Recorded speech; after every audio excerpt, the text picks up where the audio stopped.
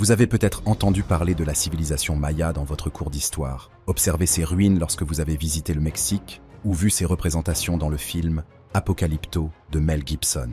Vous les connaissez peut-être aussi comme ceux qui ont prédit la disparition de notre monde, une date qui a été constamment décalée par les théoriciens du complot à chaque fois que l'effondrement de la Terre ne se matérialise pas. Mais étant donné nos multiples crises existentielles actuelles, il est probable qu'un jour, ceux qui prédisent la fin du monde auront raison. Horloge cassée, et tout ça de toute façon il y a plus de 1000 ans, la civilisation maya, l'un des empires les plus impressionnants de l'hémisphère occidental, a tout simplement disparu.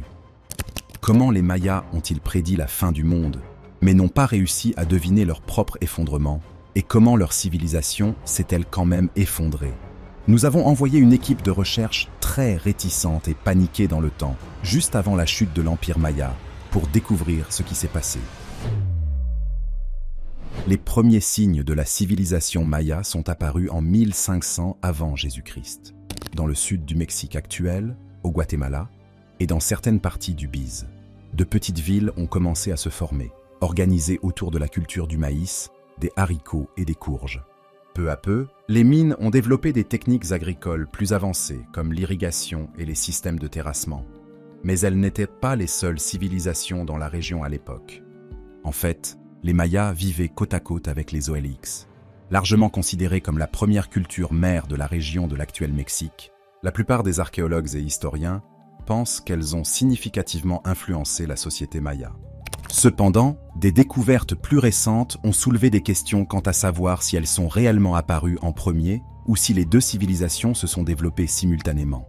Les docteurs Tessie Inomata et Daniela Triadine, un couple d'anthropologues dont on ne peut que supposer qu'ils ont mené une existence semblable à celle d'Indiana Jones, ont passé des années à fouiller les ruines de l'ancienne cité maya de Sil.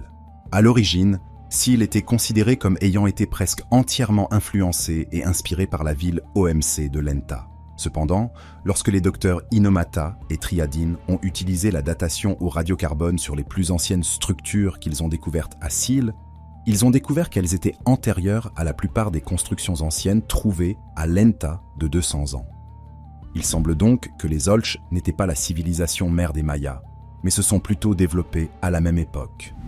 De nombreux archéologues pensent maintenant que les distinctions définitives entre l'OMC et les Mayas sont erronées au départ, et il est probable que de nombreuses mini-civilisations mésoaméricaines ont commencé à se développer simultanément après le début de l'agriculture de Maya, s'empruntant et s'influençant mutuellement, finissant par se fondre en une seule grande société. Cette croyance est renforcée par le fait que les mentions de Tex disparaissent progressivement des écrits au fil du temps, et que Tex, en tant que groupe, semble disparaître presque complètement vers 400 avant Jésus-Christ. Cependant, la civilisation maya a continué à progresser et à croître à un rythme impressionnant au cours des siècles suivants. Les villages mayas d'origine ont continué à croître et à s'étendre jusqu'à devenir des villes à part entière. Contrairement aux premières communautés de maisons et de fermes de base, ces villes avaient de grands centres religieux, des temples, des palais, des terrains de sport et des lieux de rassemblement public. Les Mayas se sont également livrés à un travail intensif du métal avec de l'or et du cuivre et ont développé un système d'écriture hiéroglyphique complexe qui n'a été entièrement déchiffré qu'au siècle dernier. Les archéologues estiment que le système d'écriture a été créé entre 200 et 300 avant Jésus-Christ, ce qui est plus tôt qu'on ne le pensait initialement. Cela montre que nous en apprenons encore sur la civilisation M et une grande partie de son histoire, de sa culture et de sa vie quotidienne est encore entourée de mystères. Aujourd'hui, ce que nous avons glané provient d'inscriptions découvertes archéologiques et de leurs 4 seules côtes survivantes, ainsi que de livres écrits sur du papier fabriqué à partir de figuiers sauvages, maintenus ensemble par des couvertures en peau de jaguar. Parce que même les livres mayas étaient durs à cuire d'ailleurs, il n'y a que 4 C en existence, parce que les Espagnols ont détruit la plupart des livres lorsqu'ils les ont trouvés à leur arrivée, les décriant comme païens cependant, contrairement à la plupart des anciennes civilisations de l'hémisphère occidental. Les Mayas n'ont pas été renversés par les Espagnols, l'âge d'or de la civilisation. Maya s'est situé entre 250 et 900 après JC. Si vous étiez attentif pendant votre cours d'histoire au lycée, vous remarquerez peut-être que 900 après JC était bien avant que les Espagnols et les Anglais ne commencent à coloniser le Nouveau Monde. Comprendre ce qui a pu conduire à l'effondrement de la civilisation Maya signifie comprendre les Mayas eux-mêmes pendant l'apogée de leur civilisation. Les Mayas ont fait des progrès étonnants en astronomie-architecture et leur système de calendrier. En fait, les Mayas avaient l'un des systèmes de calendrier les plus compliqués au monde, basé en partie sur leur compréhension très précise de l'astronomie. Ils avaient 2 calendriers simultanés, l'un divisé en 18 mois de 20 jours et l'autre connu sous le nom de calendrier du compte long divisé en unités appelé Bakun. Ce dernier nous a dit que le monde était censé se terminer en 2012, ce qui n'est peut-être pas choquant. Le calendrier lui-même n'a jamais dit cela, mais tout un tas de gens pour qui l'apocalypse ne peut pas venir assez tôt l'ont interprété de cette façon. Ce que dit le calendrier du compte long, c'est que le cycle complet de la création consistait en 13 Bakun et que le tout dernier d'entre eux se terminerait le 21 décembre 2012. Cependant, cela ne signifie pas nécessairement l'effondrement du monde tel que nous le connaissons. Tout d'abord, nous sommes passés de 2012. Le monde est toujours là, même s'il est vrai qu'il n'est pas dans le meilleur état. Deuxièmement, les Mayas avaient des unités de mesure encore plus longues qui comptaient des millions d'années et s'étendaient au-delà de la date de 2012. En plus de leur contribution étonnamment précise au système de calendrier, ils ont construit de glorieuses pyramides dont certaines restent sur des sites comme Chichén-Tal-Palen et Tur, si vous pouvez même atteindre l'échelle. À travers la foule d'influenceurs Instagram sur les plages locales, certaines de ces pyramides étaient en fait liées aux recherches astronomiques des Mayas, au sommet de la pyramide de Chichén par exemple. Il y a une structure en forme de dôme connue sous le nom d'El Caracol, qui ressemble presque à un observatoire moderne, bien qu'à notre connaissance, aucun télescope n'y ait été hébergé. Le dôme semble avoir été parfaitement aligné avec les mouvements de Vénus. Il a également fourni un moyen pour les astronomes et les personnalités religieuses de l'époque d'obtenir des vues claires du ciel, perchées au-dessus de la canopée des jungles épaisses d'Amérique centrale. Une partie des raisons pour lesquelles les Mayas étaient si déterminés à cataloguer avec précision les mouvements des planètes et des étoiles est qu'ils croyaient que les mouvements des corps célestes étaient intimement liés aux désirs et aux actions des dieux, comme indiqué précédemment lors de la discussion du système de calendrier. Les Mayas croyaient que la vie et le temps étaient une série de cycles en fait selon le P. Vu un livre qui raconte beaucoup de leur mythologie, la création de l'homme était également le résultat de quelques cycles. Initialement, les humains ont été construits à partir de boue et de terre, comme vous pouvez l'imaginer. À partir de cette structure combinaison malsaine, ils se sont rapidement effondrés. La deuxième cohorte a été construite en bois, mais cela aussi s'est avéré inadapté et ils ont été emportés, probablement par l'une des fréquentes tempêtes tropicales de la région. Alors, quels ingrédients ont finalement fait l'affaire pour créer les humains modernes ? Eh bien, selon leur mythologie, les humains qui sont finalement devenus les Mayas étaient faits de labyrinthes, ce qui devrait vous donner une idée de l'importance de cette culture pour la société maya. Les Mayas valorisaient de nombreux biens très différemment de ce à quoi nous nous attendrions de nos jours, par exemple l'or de la région, quelque chose que les Espagnols tueraient littéralement pendant des siècles plus tard, n'était important que pour les bijoux et les objets religieux. En outre, l'or n'avait aucune valeur monétaire réelle dans le monde maya. Ils n'utilisaient même pas de pièces de monnaie, ils préféraient échanger et troquer divers biens avec les groupes de personnes voisins, même lorsqu'il s'agissait de métaux précieux et de pierres précieuses. Le jade était beaucoup plus valorisé que l'or, mais l'or était utilisé dans les rituels religieux qui impliquaient parfois, vous l'avez deviné, des sacrifices humains.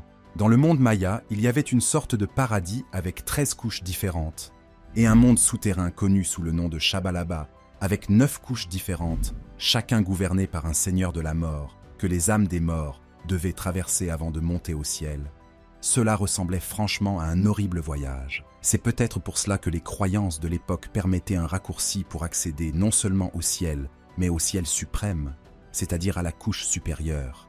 C'était réservé à ceux tués en sacrifice, soit pour des raisons religieuses, soit au terrain de Baal, nous y reviendrons plus tard, et aux femmes qui mouraient en couche. Ainsi, l'avantage de devenir un sacrifice semblait être que vous pouviez vous téléporter directement pour gagner contre l'équivalent du boss final du jeu vidéo de l'au-delà. L'inconvénient était que vous étiez peint en bleu, qu'on vous mettait une coiffe, que 4 hommes vous maintenaient pour représenter les points cardinaux pendant que votre cœur était retiré. puis que vous étiez décapité, souvent après avoir été longuement torturé. Cela se produisait généralement au sommet d'un temple pour une visibilité maximale, à la fois pour les autres Mayas et pour les dieux pour qui le sacrifice était le cadeau, une grande offrande de sang. D'autres animaux étaient également sacrifiés, mais le sang des humains était considéré comme l'honneur ultime. Certains des événements qui méritaient un sacrifice humain comprenaient la consécration d'un nouveau temple ou la montée d'un nouveau dirigeant, d'autres impliqués dans la perte d'un match de balle, apparemment à enjeu très élevé des terrains de sport, ont été découverts dans les villes mayas en forme de capitale Ay, au moins un achichin, et plus grand que la longueur d'un terrain de football moderne. Le jeu n'était pas seulement pour le plaisir et le sport, comme beaucoup de choses dans la culture maya. Il était intimement lié aux croyances spirituelles. Mayas, il est censé être basé sur un jeu que deux des plus importantes figures spirituelles, Mayas frères du nom de Hun-H-Unaku et Sha'alan, ont joué alors qu'ils étaient encore sur Terre. Et cela signifie la bataille entre les forces de la lumière et des ténèbres. Seule la hanche droite, le coude droit et le genou droit étaient autorisés à entrer en contact avec le ballon, et le ballon lui-même, pesant environ 6 à 9 livres ou 3 à 4 kg, ne pouvait jamais toucher le sol. Les deux équipes étaient composées de 2 à 6 joueurs chacune, et le but était pour l'équipe offensive de renvoyer le ballon à l'équipe défensive, de préférence à travers un minuscule, et nous voulons dire un anneau de pierre minuscule au milieu du terrain en haut du mur de frontière, tandis que le but de la défense était de faire lâcher le ballon à l'équipe offensive. Nous ne sommes pas des spécialistes du sport, mais le travail de l'équipe semble beaucoup plus facile que celui de l'autre. Vous vous demandez peut-être où le sacrifice humain intervient dans tout cela. De nombreux historiens pensent que l'équipe perdante a pu être tuée rituellement lors de ces jeux, ou à sa place un seigneur ou un roi capturé. D'autres pensent que cet aspect du jeu de balle a été exagéré et qu'un ou deux captifs ont peut-être été tués à la fin du jeu. Mais il s'agissait de personnes qui auraient probablement été sacrifiées de toute façon. Il est clair que le jeu de balle avait une signification religieuse très importante pour la société maya, et des tribunaux pour ces jeux ont été retrouvés dans les anciennes régions de la civilisation maya. Cette mythologie relativement unifiée peut donner l'impression que les Mayas fonctionnaient comme un seul empire puissant. Cependant, la réalité était que la civilisation était divisée en unités apparentées aux cités-États grecques, qui se battaient parfois pour le contrôle de chaque ville de l'empire maya. L'empire avait un dirigeant local connu sous le nom de Aa, bien que certaines villes aient résisté à la tendance de l'autocratie. Sénène, par exemple, était un village situé dans l'actuel Salvador et enterré vers 600 après Jésus-Christ dans une éruption volcanique. Les archéologues travaillant dans la région n'ont trouvé aucune preuve de Français, une classe dirigeante d'élite, et croient plutôt que le village a été créé de manière communautaire.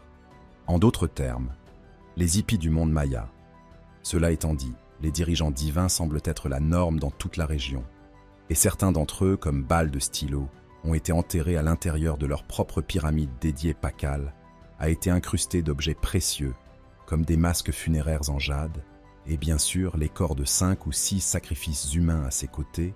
Apparemment, l'expression « tout le monde meurt seul » ne s'appliquait pas aux dirigeants mayas, l'une des villes mayas les plus connues et les plus puissantes de l'époque des siècles, avant qu'elle ne soit connue comme la maison des grenouilles seniors et des étudiants américains. Décevant leurs parents était Cancun. Diverses découvertes archéologiques ont confirmé que le statut de Cancun en tant que riche ville maya s'est étendu jusqu'à 800 après JC, bien que peu de vestiges de la société après cette date. L'un des derniers panneaux finement sculptés représentant le dirigeant de Cancun a été daté de 795 après JC. C'est ici que nous pouvons commencer à enquêter sur la façon dont la civilisation maya s'est effondrée, car Cancun nous donne une raison possible. Les archéologues ont déterminé qu'autour de l'année de l'effondrement apparent de Cancun, la ville française a été attaquée, des preuves de violence de masse ont été trouvées, y compris 38 corps distincts, montrant des signes de traumatisme brutal violent qui sont morts vers cette année-là. Quiconque a attaqué Cancun a massacré la famille royale et les a enterrés avec leurs bijoux. L'empire maya aurait-il pu s'effondrer à la suite d'attaques? Et qui étaient les attaquants? Eh bien, certaines villes ont peut-être rencontré leur destin de cette façon. Mais il y a plus dans cette histoire qu'il n'y paraît, vous voyez. Il y a des signes que le pouvoir des Mayas déclinait bien avant que leur empire ne disparaisse mystérieusement. L'effondrement lui-même ne s'est pas produit du jour au lendemain. et la civilisation est probablement tombée sur une période de 100 ans, avec diverses zones touchées à différents moments. Cependant, dans certains endroits, il semble vraiment que les habitants locaux se soient levés et soient repartis un jour, par exemple dans l'ancienne ville de Bonampak. L'un des bâtiments a de magnifiques peintures murales ornant ses murs. Bien que les peintures murales commencent par le la local, comment gagner une bataille glorieuse vers l'an 791 à un moment donné. L'œuvre s'arrête. Il y a des croquis à moitié finis sur une partie relativement vierge de la peinture murale encore visible aujourd'hui, indiquant que les artistes travaillaient encore dessus et prévoyaient de la terminer. Mais au lieu de cela, ils sont simplement partis à Ateca, situé au Guatemala, à un bâtiment étrange similaire à l'intérieur de ses frontières. Les constructeurs et les artistes construisaient un temple, mais à un moment donné, il est devenu évident qu'ils étaient soit appelés à partir, soit massacrés au milieu de leur travail. Une partie du temple, Stilla, avait été lissée, indiquant qu'elle était sur le point d'être recouverte des sculptures détaillées habituelles trouvées dans les temples mayas. Mais ces sculptures ne se sont jamais matérialisées. Curieusement, les archéologues ont également trouvé des preuves que dans les années précédant l'abandon mystérieux du temple, les habitants d'Agatka avaient construit des structures défensives supplémentaires, comme des palissades et d'autres fortifications. Se pourrait-il qu'ils aient été menacés si un envahisseur avait rasé les villes voisines et les avait mises à rude épreuve? Ce phénomène a été observé dans toute la zone que la civilisation maya couvrait, pas seulement dans quelques villes sélectionnées. Les effondrements semblaient commencer autour de Pechbatun, puis continuer à traverser la rivière Usuma-Sinta. Les scribes ont arrêté selon l'histoire, les artistes ont arrêté de faire des sculptures et des bâtiments, et des œuvres d'art ont été laissées à moitié terminées. La chose étrange est que les mines elles-mêmes n'ont pas disparu. Leurs descendants vivent encore au Mexique et en Amérique centrale à ce jour, parlant le plus souvent des langues minières en plus de l'espagnol imposé plus tard. Français sur eux par les colonisateurs, on estime que 7 millions de personnes s'identifient comme mayas, vivant à travers le Guatemala bis El Salvador, certaines parties du Honduras et bien sûr la péninsule du Yucatan au Mexique, ainsi que d'autres parties du pays. En fait, il y a environ 750 000 à 1,2 million de locuteurs mayas dans le seul Yucatan. Le nombre de personnes avec des noms de famille et des ancêtres mayas est 3 fois plus élevé, bien que beaucoup ne parlent peut-être plus le maya, en particulier comme première langue. L'Institut national de géographie et d'informatique du Mexique estime que 60% de la population de l'État du Yucatan parle maya. De plus, environ 42% de la population du Guatemala est d'origine maya.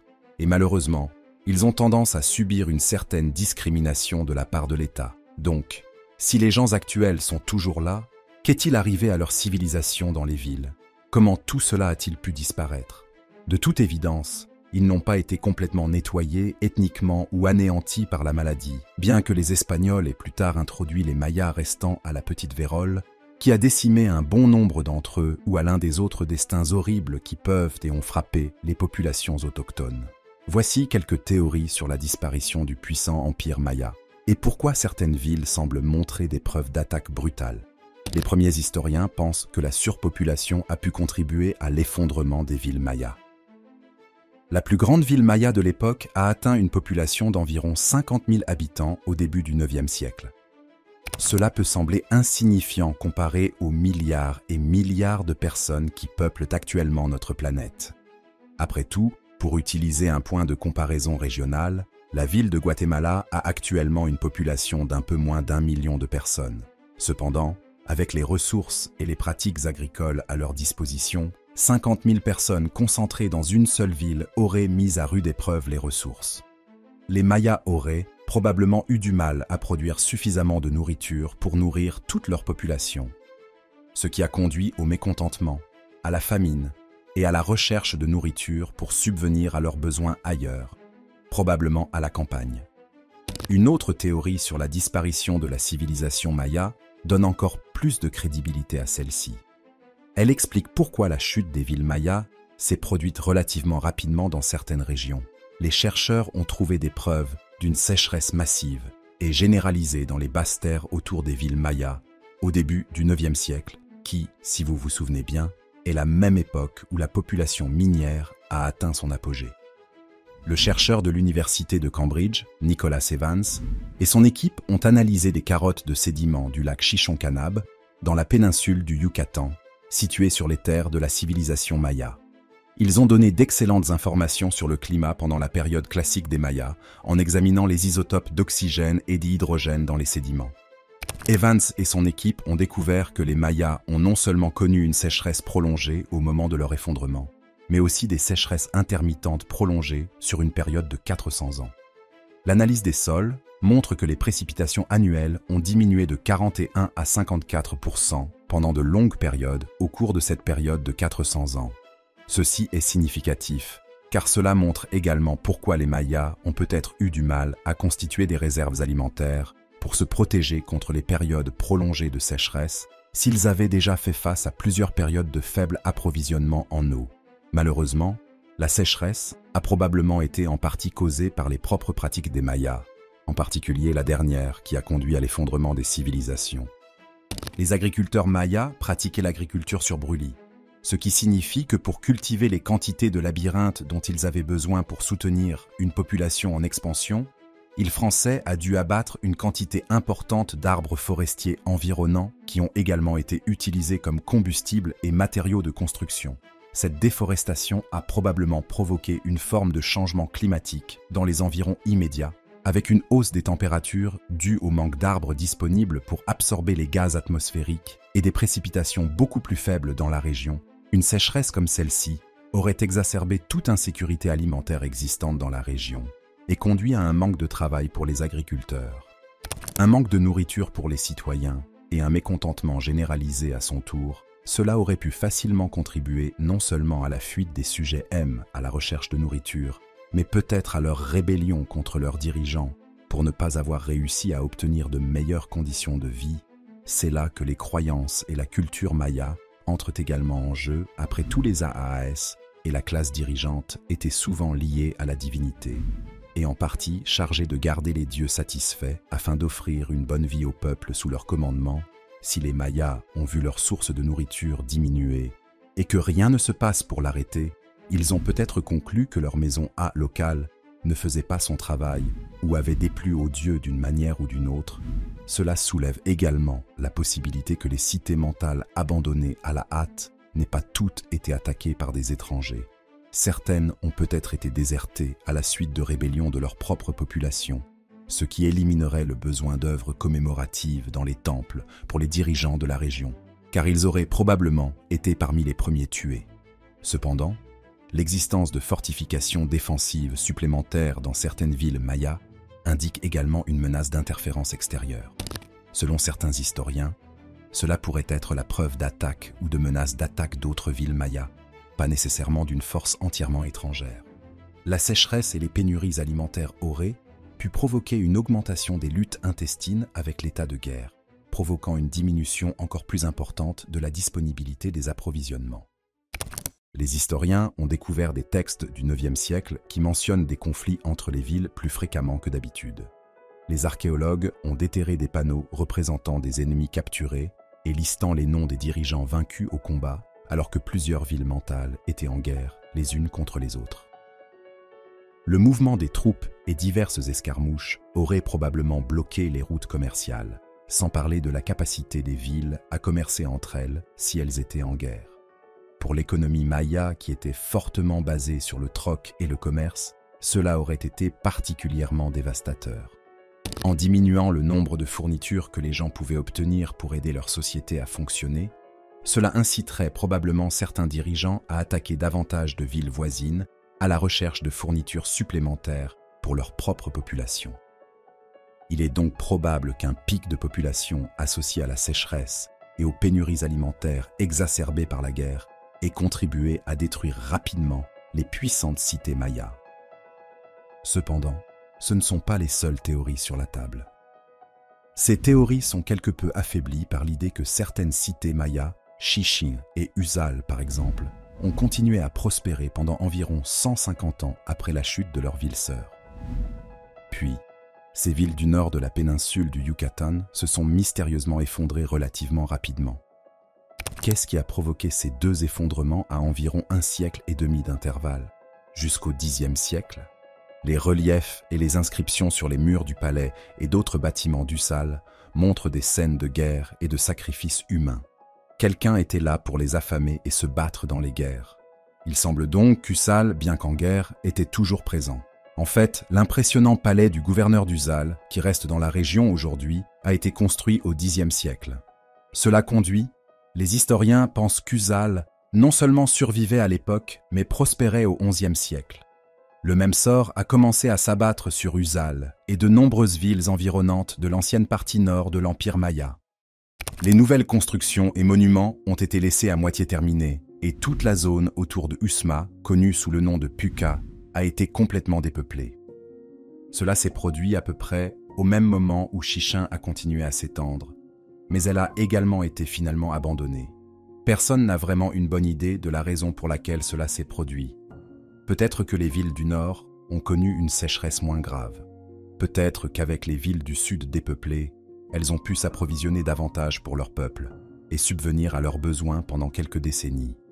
Peut-être que certaines voix sur Internet suggèrent que les Mayas ont été visités par des extraterrestres qui ont mis fin à leur civilisation. Puis ils ont fait un voyage de retour. Il semble probable qu'à long terme, les pratiques agricoles et environnementales des Mayas n'étaient tout simplement pas durables et ne permettaient pas de soutenir une population en constante expansion, de plus en plus concentrée dans les centres urbains. Bien que nous ne sachions toujours pas exactement ce qui est arrivé aux Mayas, une combinaison de sécheresse causée par l'homme, de surpopulation. La guerre et l'instabilité politique semblent être les plus probables, les coupables de ce qui a mis à genoux la civilisation autrefois puissante. La bonne nouvelle est que nous n'avons plus jamais à nous soucier de choses comme ça pour quitter la société menant à la ruine d'une société. Aujourd'hui, de nombreux descendants des mines préservent d'anciens rituels, des coutumes, des modes vestimentaires, des pratiques agricoles, la fabrication de bijoux traditionnels et même les noms de famille de leurs ancêtres. Ainsi, d'une certaine manière, la culture maya continue de se perpétuer longtemps après l'effondrement de la civilisation elle-même. Malheureusement, de nombreux descendants autochtones des Mayas sont fortement discriminés dans les pays où ils vivent, de manière souvent violente. Pendant la guerre civile guatémaltèque qui a duré 36 ans et qui s'est terminée en 1996, les victimes d'agressions et de meurtres étaient de manière disproportionnée des Mayas. Merci d'être resté jusqu'ici. N'hésitez pas à cliquer sur l'une des vidéos à l'écran pour plus de contenu similaire.